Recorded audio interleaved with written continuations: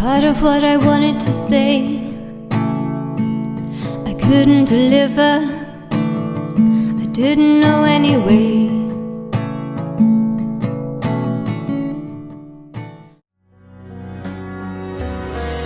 Such a bittersweet taste, such a perfect waste. Oh, hiding in the back of my conscious state. Such a wonderful sound, such a beautiful way to hit the ground. I hear you call through the echoes of my mind.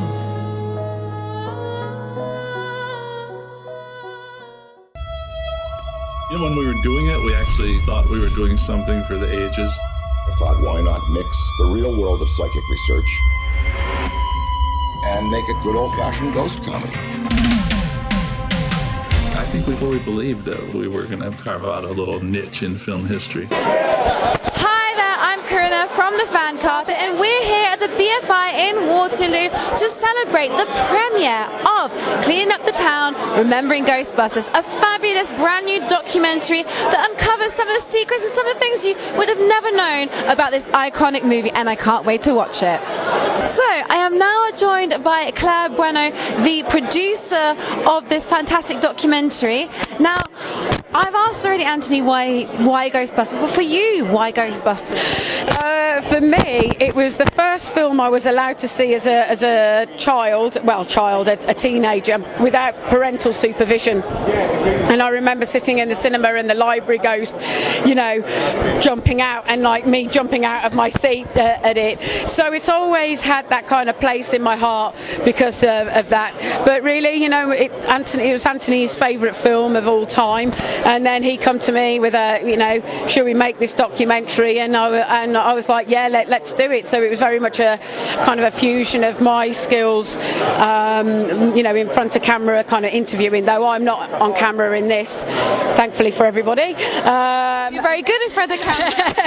And then Anthony, his vision and his artistry and his storytelling. It's been quite a journey to get here. It's been 12 years in the making. So what's gone into those 12 years? Is it a case of finding the right people, or just working at it for a long time to get exactly what you wanted? How's it taken this? Well, a combination of both, really, because after 12 years, it took us 4 years to get Dan Aykroyd. He had agreed to be interviewed at the beginning when we first set out to do this journey, but he, with his schedule, because he travels around the US a lot, we were finding that when we got to the US, he was the other side of the country, and logistically we couldn't make it work. Finance as well, that it's been completely independently financed, and we did a Kickstarter to help us get over the finishing line, but we'd already been in production for 8 years before we even got to that. So in just the logistics of being able to get the money together to travel over the other side of the world, get the interviews and do the interviews that we need, travel around the country for locations, and we've always been, and it's had to kind of fit around other work that we've been doing as well. So before you know it, here go 12 years, and here we are. It's fantastic to be standing here right now to present it to the world. So what are you hoping to achieve with this documentary? What can people take away from it? And is it something that people who maybe don't actually know the Ghostbusters franchise, is it something they can enjoy as well? Oh, that's an interesting question. I think for what the audiences are going to expect, if you're a hardcore Ghostbusters fan, you're definitely going to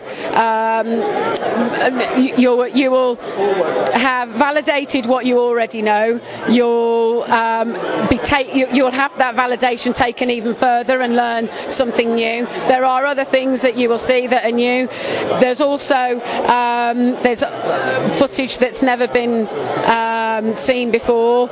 And for those who maybe don't know the franchise, if you're interested in that 1980s old school practical filmmaking, then you will be satisfied if you just want to learn about how films were made. So yeah, the theme for here is Ghostbusters, but this is a universal theme. And what do you think stands out about Ghostbusters above all the other great 80s classics like the Back to the Futures and the E.T.s and all those great blockbusters? What do you think has the extra magic for you with Ghostbusters?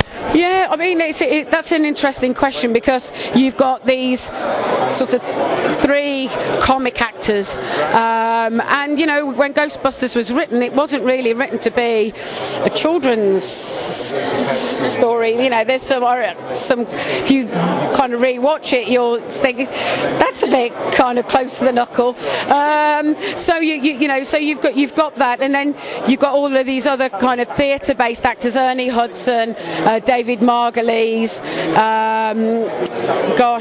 I'm trying to think. Sigourney Weaver. You know, so you've got these actors who are kind of theatre-based and very, you know, they come from a very different discipline. And when you marry all of these skills and different disciplines together, they just have created something, you know, iconic. And I think the fact that that there's something, a little bit of something for everybody. There's a love story. There's elements that make you scared. There's this going into business for yourself. So there's all of these kind of very relatable human interactions and traits that we can all kind of relate to, really. And I guess that's why it stood the test of time as well, that so many years on and we're still talking about it, still watching it, and I can't wait to see the documentary. So thank you so much for chatting to us this evening. Thank you very much. Thank you for your time. Thank you for coming. Thank you, Mark. We've had a wonderful time here this evening at the premiere of Cleaning Up the Town, Remembering Ghostbusters.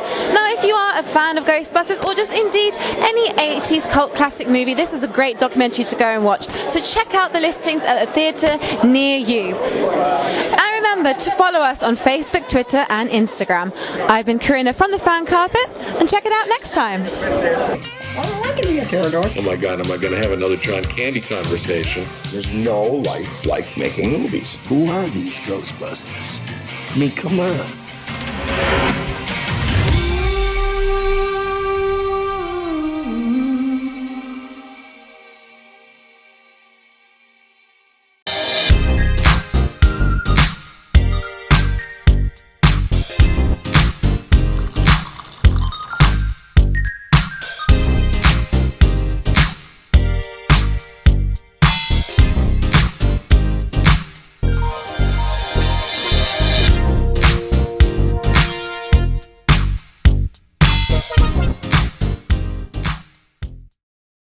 I'm here on the largest of the Balearic Islands, Mallorca, with the turquoise waters of the Mediterranean Sea, beautiful mountainous landscape, the thriving city of Palma, quaint little market towns, a growing number of luxury hotels.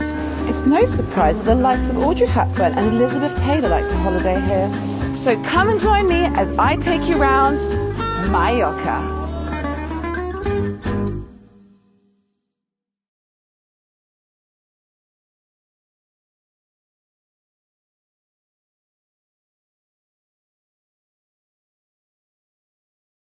Thank you for watching The Fan Carpet. If you like this video, be sure to click that thumbs up button at the bottom of your screen.